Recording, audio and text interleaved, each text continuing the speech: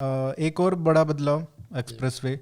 मोदी जी ने बोला भी था कि एक्सप्रेसवे प्रदेश, अब तो मैंने सब लोग बल्कि बोले। किताब के पीछे अगर आप मेरी किताब पलटिए, जो पहला है, आज उत्तर प्रदेश एक्सप्रेस प्रदेश के रूप में जाना जाता है, नरेंद्र मोदी का सेंटेंस था। और मोदी को योगी को भी अब एक्सप्रेसवे मैन और एक्सप्रेस वो सब। मैन, मैंने ही बल्कि पहली बार अपने एक आर्टिकल में अच्छा। ये संज्ञा दी थी, ही शुड बी कॉल्ड, मैंने न्यूज़ 18 में शायद वो आर्टिकल लिखा। हाँ, और फिर जब मैंने पंजन में लेख लिखा तो पंजन में उसकी हेडिंग थी राजमार्गों के महाराज।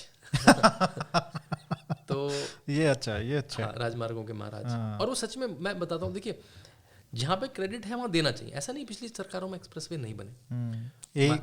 एक मायावती ने यमुना एक्सप्रेसवे बनाया था, उसके बाद अखिलेश लखनऊ तक ले गए उसको। हाँ, तो एक एक्सप्रेसवे बना नोएडा से आगरा तक, जिसका नाम है यमुना एक्सप्रेसवे बोलते हैं। वो है 162 किलोमीटर का, और ये ग्रीनफील्ड एक्सप्रेसवे था। वो ग्रीनफील्ड मतलब जहाँ कुछ नहीं थी सड़क, गांव खरीदे गए, जमीन पटाई गई, उसमें फिर एक्सप्रेसवे बनाई। ठीक है, उसके बाद अखिलेश ने, वो पूरा नहीं हो पाया मायावती के समय, अखिलेश ने इनॉग्रेशन करा उसका। फिर अखिलेश आए, अखिलेश ने बनाया आगरा से आगे लखनऊ का। चुनाव के पहले जो वो 80% ही कंप्लीट हुआ था, उन्होंने उसको लॉन्च कर दिया। उसमें बाद में बड़े सारे एक्सीडेंट हुए। उसमें मैंने किताब में लिखा है उसमें क्या क्या कंप्लीट नहीं था, जो योगी सरकार में पूरा हुआ, और उसका कंप्लीशन सर्टिफिकेट जो फाइनल वो योगी सरकार में ही मिल पाया, क्योंकि वो जो इंडियन रोड कांग्रेस से मिलता है। ठीक है, लेकिन चलिए 80% भी हुआ तो उन्होंने एक तरह से उनको दे दिया। वो 300 किलोमीटर का था, तो ये कितना हुआ दोनों मिला के? करीब 460, 450 का हुआ। योगी आदित्यनाथ ने पूर्वांचल एक्सप्रेसवे बनाया, जो करीब 9 जिले को बनाता है। लखनऊ से गाजीपुर, जो बहुत बड़ा डिस्टेंस है, अब बिल्कुल आधा हो गया। गाजीपुर का जो खत्म होता है वो बिहार से मात्र 17-18 किलोमीटर, एक तरह से आप बिहार को कनेक्ट कर दिया। और फिर पुराने वाले एक्सप्रेस से अब आप एक तरह से बिहार से दिल्ली पहुंच सकते हैं 10 घंटे में, जो और चकित करने वाला। उसको एक वो भी जो बन रहा है, अभी बना नहीं है, गोरखपुर जाएगा। Gorakhpur link expressway. आप देखिए बड़े मजे की बात है यहाँ पे, आपने खास बात बताई। जब ये आगरा से लखनऊ का एक्सप्रेसवे बना तो इटावा के आसपास ही 5-6 इंटरचेंज दे दिए गए, और एक एक इंटरचेंज 100-150 करोड़ रुपए ऐड कर देता है, क्योंकि हमारी कॉन्स्टिट्यूंसी है। यहाँ पे गोरखपुर जैसा जिला, जो मुख्यमंत्री का जिला, वो भी नहीं कनेक्ट करा गया। उसके लिए फिर अलग से लिंक एक्सप्रेसवे अलग से बना, जब उसकी वो बाद में बनाया गया, जब देखा गया जो सबसे जो कॉस्ट इफेक्टिव रूट अलाइनमेंट है वो क्या है। अब मैं ऐसे नहीं कि यहाँ घुमा के वहाँ घुमा के मैं सारे नेताओं के घरों से निकालूंगा एक्सप्रेसवे को, ऐसा नहीं हुआ। तो वो बना, गोरखपुर लिंक एक्सप्रेसवे बन रहा है, ये हो गया। वो 91 किलोमीटर का है। फिर बुंदेलखंड एक्सप्रेसवे जो ऑलमोस्ट 90% कंप्लीट है, पता नहीं चुनाव से पहले उसे कर पाएंगे नहीं, उसका मेन कैरेज भी शायद खुल जाएगा। वो एक और 290 है, 300 तो बहुत ही जबरदस्त होने वाला है। और उस एरिया में तो काम ही नहीं, कुछ भी बुंदेलखंड को नहीं सच में छोड़ दिया गया था 2017। पैकेज जाते थे, कुछ नहीं होता था बुंदेलखंड में। तो चाहे वो नहर के काम हो, चाहे वो सिंचाई के काम हो, चाहे वो अनाज के काम हो, और ये जो एक्सप्रेसवे काम हो, वो उससे आप बुंदेलखंड से फिर आप उसे इटावा में कैच करेंगे पुराने वाले एक्सप्रेसवे से, और आप दिल्ली पहुंच जाएंगे। और जो अभी गंगा एक्सप्रेसवे का जो भूमि पूजन हुआ है, वो तो चकित करने वाली चीज़ है। जो वेस्ट और ईस्ट का एक गैप था, हम कहते थे अरे वेस्ट वाला आदमी जब हाई कोर्ट जाना होता था उसके लिए 3 दिन खराब हो जाते हैं, एक दिन वो जाएगा, एक दिन वो रहेगा, एक दिन वापस आएगा। अब वो जो गंगा एक्सप्रेस वो 12 जिलों से जाता है, वो 600 किलोमीटर का एक्सप्रेस होगा।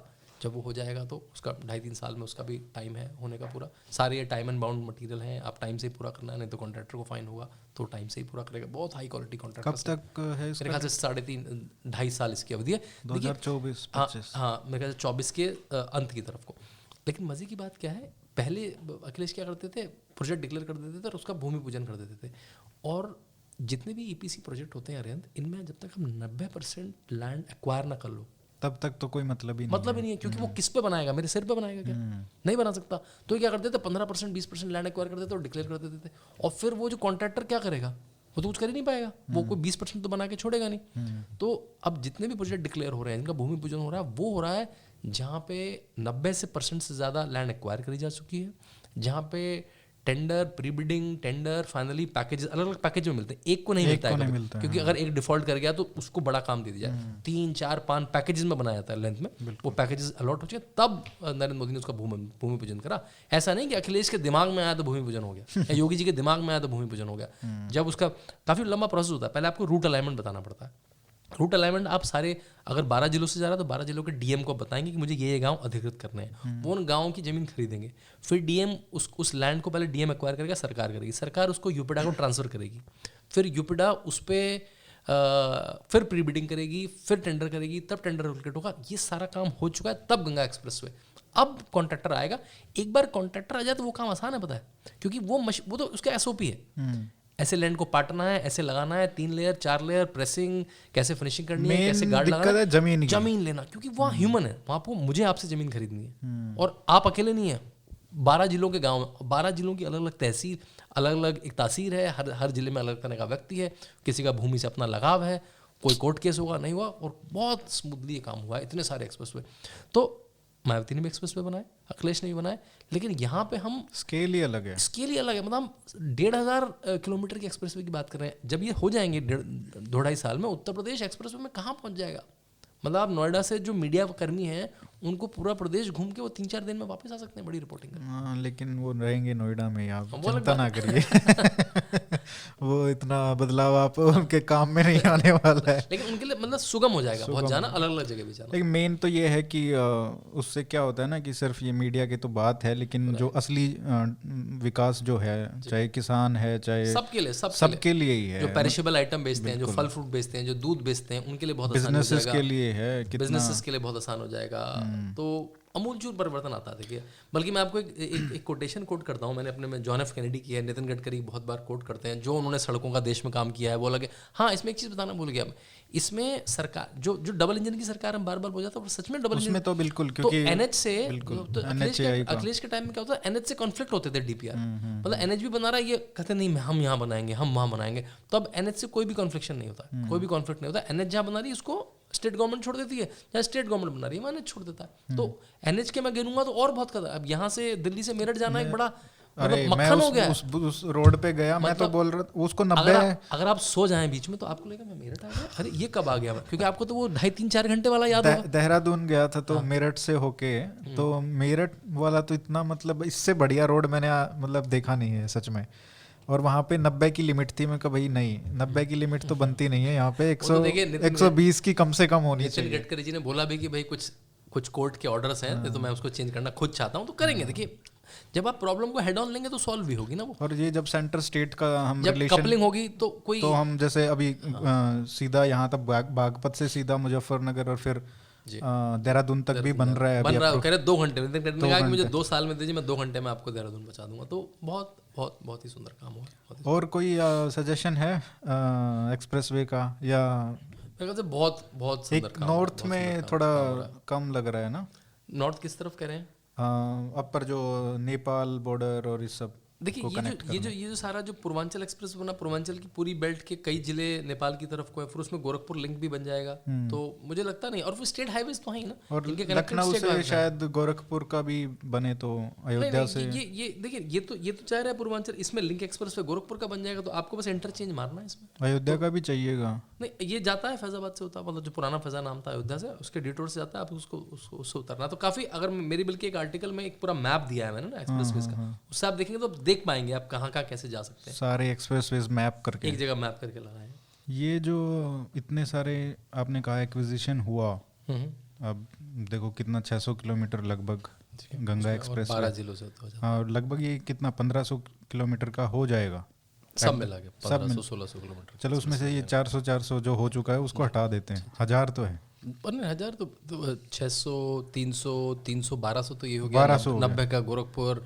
और मैं NH नहीं ऐड कर रहा हूँ इसमें, वो तो मोदी जी खाते में जा रहे हैं। NH तो ऐड ही नहीं कर रहा हूँ मैं अभी ना, NH गिनेंगे तो फिर ये तो मेजर एक्सप्रेसवे है। ये मेजर एक्सप्रेसवे हैं जहाँ पे आपकी दूरी, मैं देखो आप दूरी बताता हूँ, 10-10 घंटे की दूरी 4-4 घंटे में, आप समझ रहे हैं? 10 घंटे इंडिया में किलोमीटर से तो होता ही नहीं था ना, कितने घंटे में पहुंचना है, ये होता था। कोई मुझसे पूछता है ना कि भाई कि कितना दूर है, वो कहता था 100 किलोमीटर। वो छोड़ो, बताओ कितना समय लगता है, कितना समय लगता है ना, क्योंकि 100 किलोमीटर में भारत में 2 घंटे भी लग सकते हैं और 10 घंटे भी लग सकते हैं। पटना से बेगूसराय जाओ तो है तो बिल्कुल कितना थोड़ा ही डिस्टेंस है, लेकिन 5-6 घंटे लग जाते हैं आराम से। तो 10-10 घंटे के डिस्टेंस है जो 3.5-4 घंटे के हो गए। बल्कि मैं तो कहता हूँ कि जो सबसे बड़ा फायदा हुआ है वो अखिलेश यादव को हुआ है कि वो आजमगढ़ उनकी कॉन्स्टिट्यूंसी है। लखनऊ से जाने में पहले 5-6 घंटे लगते थे, अब 1.5-2 घंटे लगेंगे। वो जाते नहीं थे, 2.5 साल में 2.5 साल से सांसद है, 19 से 2.5 साल में 2.5 बार नहीं गए। अब कम से कम जा पाएंगे वहाँ पर, आसानी से जा पाएंगे। उनकी पार्लियामेंट में अटेंडेंस भी 37% है केवल, 37%, मतलब लखनऊ से दिल्ली नहीं आ सकते महाराज। और यूपी की एवरेज अटेंडेंस 84% है, यूपी के सारे सांसदों की एवरेज अटेंडेंस 84 है, अखिलेश यादव की 37% है। मतलब ये लोग वीकेंड पॉलिटिशियन है, मन करा तो राजनीति कर ली, मन करा तो नहीं। चुनाव के पहले 2-3 महीने में निकल गए, अब वो आजमगढ़ जा पाएंगे क्योंकि जाना आसान हो गया। मेरा सवाल ये था कि इतने सारे जब 1200, 1300, 1400 किलोमीटर बड़े एक्सप्रेसवे, जी कितने हजार किसान जी लखपति या करोड़पति बन गए होंगे। मन आपने थोड़ी बात की किसी से, तो हाँ, उनका नहीं, जीवन में क्या परिवर्तन मैं आ रहा है? आपको सबसे, आपने इतना अच्छा डेटा पूछा है। मैं एक ट्रैक्टर बेचने वाली कंपनी के नाम नहीं लूँगा, उनके एक व्यक्ति के साथ बैठा था अभी 5-6 दिन पहले, मैं लखनऊ में था, और उन्होंने बड़ा मजे का डेटा दिया। उन्होंने कहा जब भी जो जैसे 12 जिले हैं, 12 जिले में हज़ारों किसानों से खरीदी जाती है लैंड, तो वहाँ पे ट्रैक्टर सेल बढ़ जाती है। मैंने कहा ऐसे ट्रैक्टर सेल का इसका क्या मतलब, उन्होंने तो ज़मीन बेच दी। कह रहे वो तो इधर की ज़मीन बेटी, कहीं और भी ज़मीन है, उनके पास पैसा आ जाता है, और जब पैसा आता है तो उसका अच्छा उपयोग है ट्रैक्टर। तो या तो ट्रैक्टर खरीद के किराए पे लगा देते हैं, या फिर ट्रैक्टर खरीद के अपने खेत में लगाते हैं। तो मैं आपको एक आंकड़ा दूंगा, आपको मज़ा आएगा सुन के। 2015-16 अखिलेश के अंतिम समय में करीब 75-76 हज़ार ट्रैक्टर सालाना में बिके करते थे, है ना। ये ट्रैक्टर मैन्युफैक्चर एसोसिएशन का बिल्कुल फॉर्मल डेटा है। अभी 2020-21 में 1.5 लाख ट्रैक्टर एक साल में बिका करते हैं। कितनी जंप है? करीब 86%। और जब ये कोविड वाला साल था, सब मिला के मतलब ऑन एन एवरेज ये लाख के ऊपर तो हो गई है फिगर। अब ये 2020-21 में 1.5 लाख के आसपास पहुंच गए। तो 76,000 ट्रैक्टर थे तो 46% की जंप है। तो किसान समृद्ध अलग अलग तरह से हुआ है। तो किसान जमीन बेच के भी हुआ और भी कई कारणों से संपन्न हुआ है। तो किसान की संपन्नता भी दिखाता है ये। और बहुत सारे जो जिसे कहते हैं कि एक चीज करती है तो उसके ऐसे कॉन्सिक्वेंस होते हैं जो हम सोच भी नहीं पाते, पॉजिटिव कॉन्सिक्वेंसेस। वही मैं कह रहा हूँ कि जब इतना पैसा आ जाता है, कुछ तो होता है ना। देखो एक तो ये भी डर भी रहता है कि यार ये वो जैसे गुड़गांव के साइड हुआ तो मजाक बनते थे कि एक कोठी बना ली, एक पजेरो ले ली, फलाना दिगड़ा। तो वो शायद वहां पे भी होगा, नोएडा में भी हुआ है। 10%, 20% लोग थोड़े से, जैसे मैं कहूँ, पैसे उड़ा देते हैं। वो तो देखिए हम वैसे भी नॉर्मल लाइफ में भी होता है ना। सबकी सैलरी, अगर 3 एम्प्लॉई हैं, तीनों की अच्छी सैलरी, एक उसे सेव करता है, अपने परिवार के लिए लगाता है, घर खरीदता है, एक आदमी उसको उड़ा देता है। तो वो तो लेकिन जब पैसा आता है तो एजुकेशन में भी होगा, वो ट्रांसलेट, न्यूट्रिशन में होता है। आदमी अपने खाने का स्तर अलग देता है, अपने पहनने का स्तर करता है। बाहर शिक्षा, अपने अगर शहर में अच्छी शिक्षा नहीं तो बाहर शिक्षा, क्या पता बिजनेस शुरू करे, वहाँ पे लोगों को नौकरी भी मिलेगी। तो सी चेंज आता है, मतलब सी चेंज आता है उस एरिया में। हमने देखा ही है इस आगरा वाली बेल्ट में कितना फर्क पड़ा है। हाँ काफी, मतलब एक्सप्रेसवे तो बड़ी सोशल। हाँ, मैं आपको जॉन एफ कैनेडी का स्टेटमेंट बोलने वाला था। बात तो जॉन एफ कैनेडी ने कहा था कि America does not have good roads because America is rich. Because America has good roads, America is rich. So एक अच्छी सड़कें एक प्रदेश को या एक देश को रिच बना देती हैं। तो ऐसा नहीं कि अमेरिका रिच था इसलिए उन्होंने अच्छी सड़कें बना दी, क्योंकि वहाँ अच्छी सड़कें बनी और उसमें इन्वेस्ट करा गया, इसलिए अमेरिका रिच हुआ। क्योंकि कनेक्टिविटी, हर तरह की कनेक्टिविटी, चाहे वो फ़ोन की हो, चाहे वो इंटरनेट की हो, चाहे वो बिजली की कनेक्टिविटी हो, चाहे वो सड़क की कनेक्टिविटी हो, चाहे वो हवाई जहाज़ की हो, चाहे वो रेल की हो, वो डिस्टेंसेस कम करती हैं, समय बचाती हैं। और एक अनवायरेबल बिजनेस को भी, मतलब सोचिए, अब एक आजमगढ़ का मिल्क फार्मर है, वो नहीं सोच सकता ना मैं लखनऊ में बेचूंगा, 5 घंटे दूध को लेकर वापस आएगा, तो दूध ही फट जाएगा। अब वो 1.5 घंटे में सोच सकता है, 2 घंटे में सोच सकता है वो। तो बहुत सारे ऐसे बिजनेस हैं जो अब सोच ही नहीं सकते थे, वो बिजनेस वायबल हो जाएंगे अब, क्योंकि सब्जियां ही ले लो, सब्जियां पेरिशेबल होती हैं, फल पेरिशेबल होते हैं, उनका बिजनेस ही साइकिल चेंज हो जाती है और आप एक नए मार्केट में सेल कर पाते हैं। अच्छा, स्टेट हाईवेज में भी कुछ बदलाव? स्टेट हाईवे में, हाँ, मैंने संख्या दी है कि कितना बड़ा स्टेट हाईवे, जो भी कोई 1000 किलोमीटर का स्टेट हाईवे में भी अच्छा काम हुआ है। तो मतलब सिर्फ डबल इंजन नहीं, मतलब अपना भी इंजन सही काम कर रहा है। इंजन बहुत अच्छा काम कर रहा है।